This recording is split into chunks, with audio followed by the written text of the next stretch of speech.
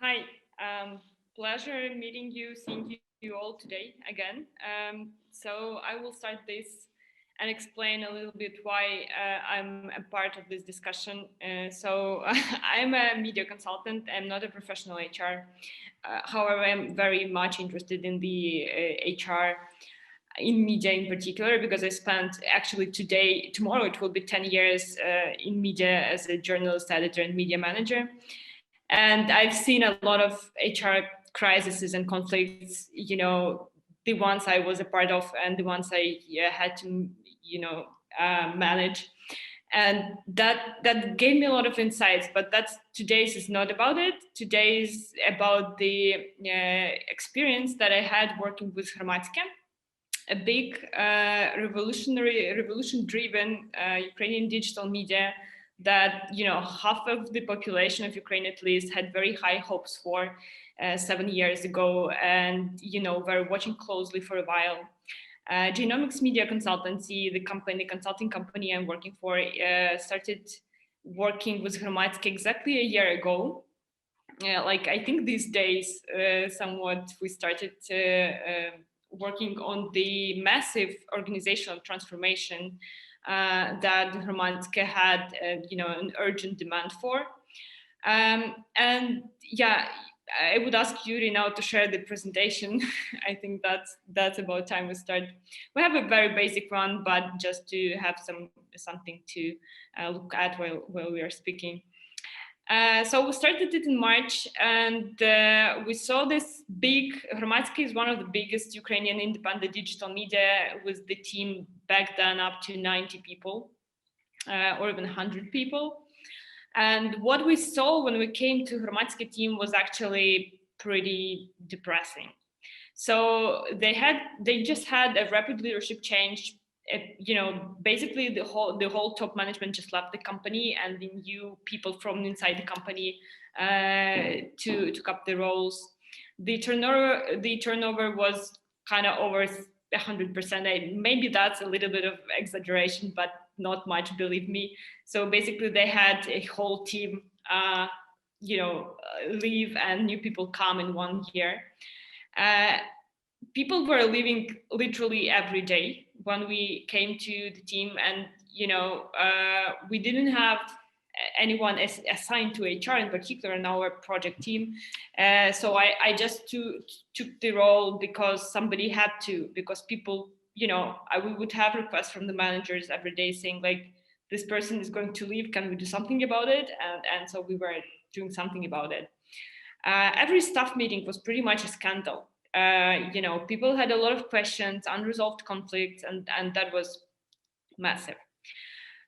So we then, the next slide, please. Sorry, being like a Boris Johnson here.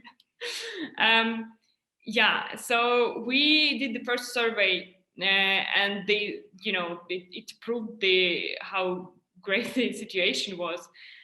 Most of the people haven't ever had any feedback sessions with any of their leaders, including the leaders. Nobody had any trust in leadership, including the leadership. So you can see that the blue is for the leaders, and the orange is for employees, and they had kind of similar level of unsatisfaction with what was going on in the company. And that's also worrying, right? Because we kind of understand that the leaders are the people who can, have the authority to change the situation. But it seemed like people were feeling, unable to do something about it, and were just very depressed. So what we were trying to do, the next one, please. Also the important fact. 14 people in the survey were named toxic by their colleagues. So we asked people, do you think if there are any toxic people you have to work with daily? And they said, yeah. And 14 people were named more than once. And of course, we don't think that there are 14 toxic people in Hromadske, of course not. What this figure shows us is that there were a lot of unresolved conflicts, and people weren't getting any support to resolve them. and so the fights were kind of frozen and hanging there, and just being an obstacle to forming this healthy work relationship between the team. We saw also a divided organizational structure that basically composed of separate kingdoms. We saw a glass wall between the commercial and administrative department and the editorial, which used to be quite a widespread practice in media a while ago, but not really now, when there is a big focus on digital, and commercial and administration has to work closely with the newsroom, but that's what wasn't happening in Hromadske. Commercial department was struggling. There were a lot of restrictions. We also had kind of a separated video production, even though video production was the main focus of the team.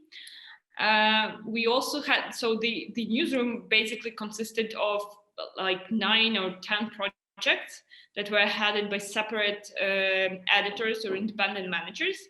They all had their own goals, they all had their own ambitions, and were trying to create the best products they thought they should be creating.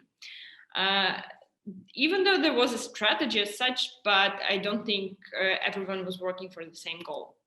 So how did we approach this? Well, obviously a lot had to be done, but we had to start somewhere. So we started with talking to people. We conducted a big survey. We conducted a lot of in-depth interviews. I was doing that myself, and I think I was talking to people for 2.5 weeks, 8 hours a day, every day. That was pretty massive. I was hearing a lot of complaints. I was hearing a lot of unsatisfaction, but also what gave me hope, I was hearing a lot of, people believed in the company. People still believed in the mission, and people actually wanted the things to change. We also had to zoom out and see the bigger picture. We had to create a work plan for a longer term perspective, right? So we, after we analyze the data and make sense of it, what comes next? And we had, of course, to hire a professional HR to handle the team in longer term. So we started doing that, and that's what we saw. That's what people told us. They basically told us that everyone here in Hromadske takes overtime and extra effort for granted, and you'd rarely hear a word of appreciation or simple thank you, but no one would hesitate to showcase your mistake. And if you think about it, I mean, people working in the media might agree with me here that that's a pretty usual case in a lot of media companies, right? So we think that we are very mission driven. We hire people who are mission driven, and we usually take for granted that they are kind of live at work. And we rarely satisfy their need for the, for simply being thanked or, giving a constructive feedback. We also saw that not all the people, actually a lot of people didn't understand what actually happened. How did this come to this huge crisis? People said they didn't understand what was going on, and they noticed their colleagues taking sides, like with the new leadership or the old leadership, but they couldn't make sense of it, and they thought it was some unresolved personal conflict. And they were kind of angry that this personal unresolved conflict, what they thought it was, is influencing the company they love and they work for. And people also were noticing that everybody's kind of on their own, and that everybody has their own agenda, and that the team is not working as a team. Yeah, this slide is kind of too happy for the information on it, but just to not make you all very depressed. So we created a work plan. So the first thing, we started collecting and analyzing that data and making sense of it, and thinking, what can we do to have people trust their leadership more? What can we do to make people feel like the company cares for them? We developed a managerial training program that included the whole set of basic managerial skills training. Also, we, started training people in giving feedback, because if you ask me, if you find your company in this big crisis, the team crisis, if you can do just one thing, start giving feedback. I think that can change a lot. We also started to implement, I'd say, some operational changes. Like, we changed the approach to staff meetings. They used to be too long. They used to be, they didn't have any agenda, so we changed that instantly. We introduced some tools and instruments for the operational work. Like, for example, we introduced Slack, and Slack, I believe, still is the main communication channel for the managerial team. We started developing and introducing KPIs. We also had to go pretty aggressively into hiring, because we had a few empty spots in the leadership places, with just people who were doing the work but weren't really ready or eager to take the responsibility for the company and for the leadership role. We kind of rushed into it, and we'll talk later. Yurii will talk later about it and how that ended. What game did that play with us? Yeah, we were designing new processes, including the race matrix, that how people cross department should cooperate in what tasks, the OKR system, the growth and evaluation system. And I should say, this is a lot of systems in the company where there are none. So a lot of these processes are still going on, and Yurii is still working on them, and the team is still struggling in places, but that's already a great start.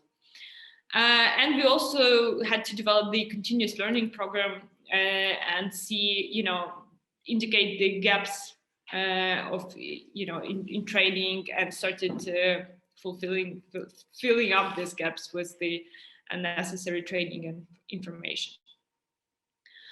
And we were, of course, looking to hire an HR, and that's what we were looking at. Of course, we knew that there are no best practices in HR in media in Ukraine. So we were trying to think of what we would need in this particular situation for the HRD to be, right? We figured that the HR should definitely have experience of managing teams in crises, because that's what Hromadske was in, a crisis. The HRD we were looking for had to have excellent people skills, of course, as probably any HRD, and the professional understanding of human psychology, because we were seeing a lot of,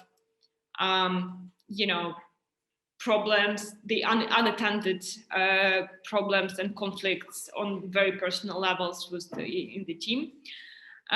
We were looking at someone who would have skills and experience in designing processes and systems, because we had to start here from the scratch. Someone to have an ability to see big picture and form a vision for the development of the team, not just do the day-to-day work and get swamped in it. And we had to have someone who has an understanding of media. And that was also kind of crucial, because, media, we are all very missionary. We love media, and we kind of believe that everybody around us should love media as much as we do, even those who hate us. And we had to find a person who shares the feeling, right?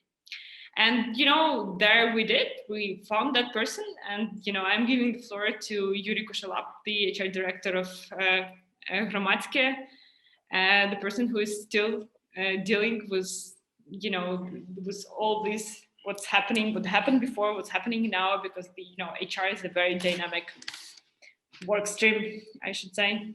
Yurii. Thanks, Daryna. Nice to meet you all at first. I hope I'm the person from this slide, but only time we need time to see how it works. And when I started working with Hromadske, it's about 10 months ago, 10 months. I have some difficult problems about HR role in Hromadske and media, and all my previous experience. I worked in IT, I work in the banking sphere, I work in retail, and when I started working in Hromadske, I see that there are a lot of differences about HR roles. Because all previous HR in Hromadske historical focused only on administrative and formal tasks. Also, we have a lack of understanding the modern HR role and the functions. We have a low level of automatization, including HR systems and etc. Most of managers in Hromadske don't have any basic management skills, and that's the problem. And also a quarantine. First 2 months I working from home because we have a quarantine. So I start to meet with the people from Zoom, starting to discuss the problems with the people from Zoom. It's very difficult when you came into a big company. They have some specific corporate culture, and you need to speak with the people only for Zoom, not for one-to-one. It's for me, it's a big difficult. I don't work like this in all my 10-year previous experience. In Hromadske, I work in about 40% of like a HR administration role because we have a lot of documents, we have a lot of procedures, and this is working with them manually, not even automatization. It's for me, it's a big amount of time I spend it for it. Also, we have a lot of communications between people, include a crisis communication because, like Daryna says, there are a lot of toxic atmosphere in Hromadske. A lot of people go from the company, and we need to speak with each other. We need to listen to all people that we have to speak, and also 20% it's about recruiting adaptation, because we need to hire new people in team. We need to hire a new leader in team. So much of time I doing these things. What we do about hiring? As Daryna say, we hired a new chief editor, and she has a great reputation in the media. She has a strong set of hard and soft skills. After that, we brought on board her fellow deputy to ease up adaptation and change the effect of these changes. We launched an internal management training program to improve skills and rally the team. Also, we communicated the changes widely, both internally and externally. We created a lot of instruments and processes to support the managerial team and help them work together. And as a result, 2 months after that, our new chief editor and her deputy left the company. Why we fail?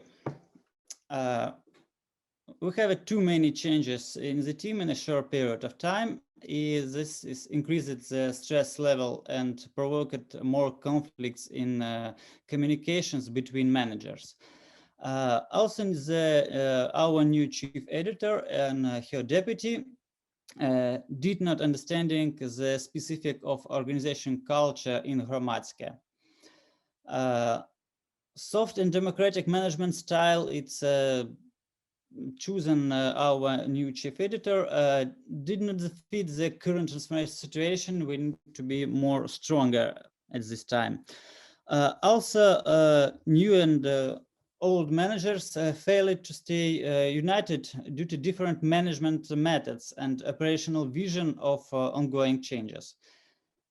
And the last one, the chief editor and her deputy were not ready to such a level of stress for implementation of these changes.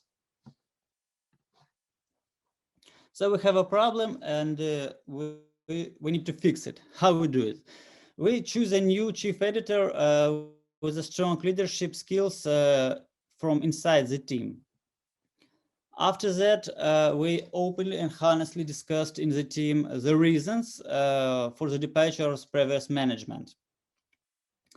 We regularly discussed goals and objectives, operational and strategic in new management teams. We need this do every week. For the first time, we do it 2 times for a week. Now we do it 1 time for a week, but it's for us, it's very needed for us to communicate with the all management team what our goals, operational and strategic. Also, we hired 2 new deputy chief editors who share the values of Hromadske. For us, it's a big challenge to find them, but we find them. We launched a procedure of regular feedbacks company-wide. So we learn our management how to do it well, and we're starting to do it for all people, for all management, for all employees. Is a regular procedure. Also, HR began to actively participate in team discussions, including the discussions of toxical questions, because at the time we have a lot of toxical questions, and HR, as me, started to participate in these communications. Also, we organized the big first external team building event for all team, and the people needed this event. They need to reboot from all the changes, and we created this event. Also, we gave employees an opportunity to initiate one-to-one meetings with HR to resolve all operational issues, and we have a good result after these steps. Can I add here? Of course. Yeah, so we didn't just organize this one external big team building. The whole problem was that there were very little team events as such, you know, any kind of them. Like the team event would mean something like, hey, you know, we have this birthday party, so come bring your own food and your own bottle. And we were starting changing that. So the often media say that, you know, we don't have budgets for this. You know, the other businesses do, but media don't. We are poor. And that is actually true. A lot of media, especially in our part of the world, are poor. But that doesn't mean that you can't do anything about it, right? So being still, you know, kind of under budgeted and in the financial crisis as well, we kind of created a new approach to team events. So we started being creative. We were organizing contests between managers. For example, one of I think the New Year party was the cooking contest. So every manager had to cook something, and it was a tasting, and people were trying foods and giving, you know, marks to the managers, and it was a lot of fun. Also, managers kind of can chip in and buy something for the team. That also develops a feeling that the team is cared for, and that's what we were trying to create, right? So that wasn't just one event; that was the change of the whole approach. Thanks, Daryna. I agree with you with all you said. Go the next slide. Also, we do some new things that makes Hromadske great again. We began a regular staff satisfaction surveys. We do it at least 4 that surveys in the year. We in implementation of 361 surveys for management and surveys for personal for our employees. It's a regular basis, minimum 1 survey for a quarter. We're conducting a team building training for the management team, so we try to unite them. We do a simple and simple and transparent procedures for interaction between teams, because we have a lot of conflicts in these questions. When teams communicate with each other, they don't understand where the borders of work of current team. Also, we're hiring, trying to hiring best talent on the market. We implement our OKR and KPI system across all departments. Also, we have regular trainings of planning, feedbacks, and emotional burnout. We do these trainings not only for the managers, we do the training for all employees. We involving a bigger team in creating a new Hromadske brand. Also, we have Hromadske audience portrait research, and now our journalists know their audience. And also, we have a regular error analysis sessions in editorial team about the text, about the videos, about all social network posts that we have.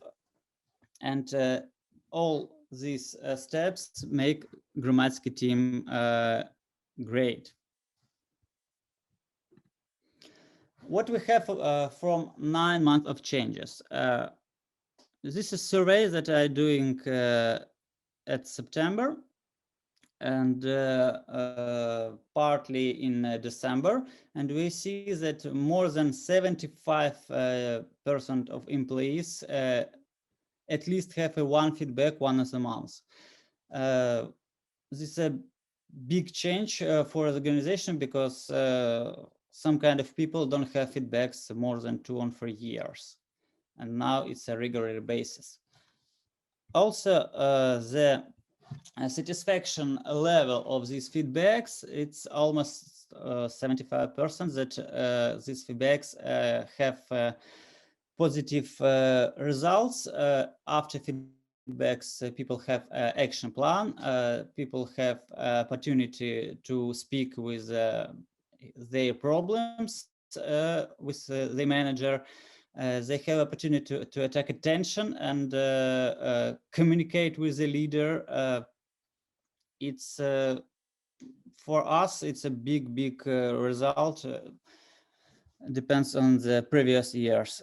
And we have a lot of plans about 2021. We started to buying a new HRM system for automation. We're working about OKR KPI for all employees. We are working with a motivation system, career development plan. We do it in April and May. We created in the summer, we have a plan created in the summer HR dashboard, and training managers how to work with HR dashboard and HR metrics. We have plans about HR brand activities with our employees. We have plans about non-material system motivation, and ongoing mentoring and leadership support. It's at a regular basis. We're trying to do it all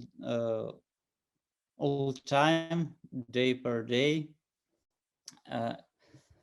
So this is the end of our presentation. Thank you. Maybe Daryna want to say something at the end? Well, yeah, that's basically it. I mean, we would be happy to answer any questions. As you can see, we're pretty open with you. It wasn't an easy process. We had a lot of difficulties on the way, and HR, HR approaches is something that you can change instantly, but the organizational culture is something that needs time changing. And Yurii is still working on that, and I think the managers of Hromadske are still working on that. I see that some of them are here, so hi. I think you're doing a great job. Thanks. Great. Yurii, Daryna, thank you so much for this very transparent and very detailed, I would say even guideline that you can be used later. I will share the presentations later, so I think a lot of people can benefit from it. But a couple of questions. I would start from the question from Jakub, because I think it's actually would sit well as a kind of summary here. So if you think back, what are the top 2-3 important things to improve the effectiveness of the team that you can mention? Daryna, you maybe maybe it's working with more understandable goals for management, because the part of the goals that top manager and our consultants they see in her vision, it's not be such understand for middle management and all the people. For me, it's the first. The second, maybe it's about the quality of feedbacks, because for me, I understand that about my 10 years of experience, I not even one I never told to managers that feedbacks is needed to be done. For me, it's a regular, but in Hromadske, for me, it's a very strange situation that managers don't understand why feedback needed, why they need to speak with their employees about their problems. They all. It's not just Hromadske. I think that's overall in media problem that we think that we work back to back all the time. Like editors work back to back with journalists every day, and journalists are like, but we talk every day. Why should we appoint time to talk extra? But that's not feedback. Saying hey, good job is not a feedback, or you fucked up is not a feedback. Feedback is actually sitting down and explaining what worked well, what didn't, why didn't, what's the plan for the future. Basically, the good feedback should end with a good plan, right? Not a disappointment or not a happy face, but a good plan. So I agree with Yurii here. I think for me, maybe feedback is the first one. Maybe it's the first one. Yeah, I have a question. I will jump with my question here, if you don't mind, to Okay. So I'm interested. So you've entered this organization in a moment of crisis, and my question would be about coming as an external expert, as an external consultant. How did you gain trust among those people? What did you do to actually conquer the attention and trust, given that in the moment of crisis, new people from the outside might be taken as, as an enemy? I can definitely say that we weren't taken as an enemy. And I think that people at Hromadske really, really missed talking to people. They were kind of happy that someone is here willing to listen, and they had a lot to say. And I was happy to listen to them. And I think it was a match. I was open to hear what they have to say, and they really wanted to share. It was about time they shared. They had all these questions. Got big bunch of questions in their heads about what's happening and where is that going and what am I doing here, and actually some went back to some old conflicts like from 2 years ago. So I was also noting that They had a lot of changes also. So and this particular crisis wasn't the first one in the team. They had a lot of few ways like that, and only several people remember all of them, but most of them don't. But they are like, they come in at the crisis moment, they live at the crisis moment. To many of them, it seems like it's an ongoing, never-ending crisis. So I think we were just a match. They wanted to talk, and I wanted to listen, and we were doing a lot of that. Mm-hmm. And maybe you, Yurii, as an newly hired HR director, what was your experience of gaining trust? For me, it's about difficult questions. When I say I started working remotely, and remotely, it's not a best way to have a trust with the people, because they don't see me, they don't understand who I am, and in that case, it's trying to speak with the people about their needs, about their problems, and it's the first or second, maybe only a third time when I speak with the people, we have such open communications. Because I need a lot of time to understand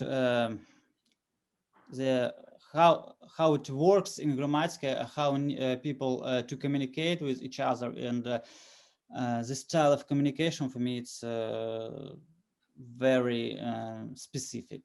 I don't see like this style of communication in other areas when I work it. So for me, it's a big question and a lot of time to understanding how to speak with the people for positive feedbacks at first time, to listen there, to understand their needs. Mm-hmm. I had an advantage here, kind of, because I'm a media person, less an HR and more a media person. So I was, kind of being in their shoes. I knew what so when they told me, like, I delivered that script and then the editor just cut it in half, how could she do that? And I was like, I'm feeling your pain. I know how that feels, So I kind of had a lot of things to relate to them. I think that also helped. Yeah, it was easier for you to step in their shoes. Great. I suggest we should move forward, but one short question from Maria about the HR dashboard and what do you measure there? I think it should go to Yurii, right? Yes, it's maybe a question for me. About the HR dashboard, I trying, when I started working in Hromadske, I see that a lot of documents for previous HRs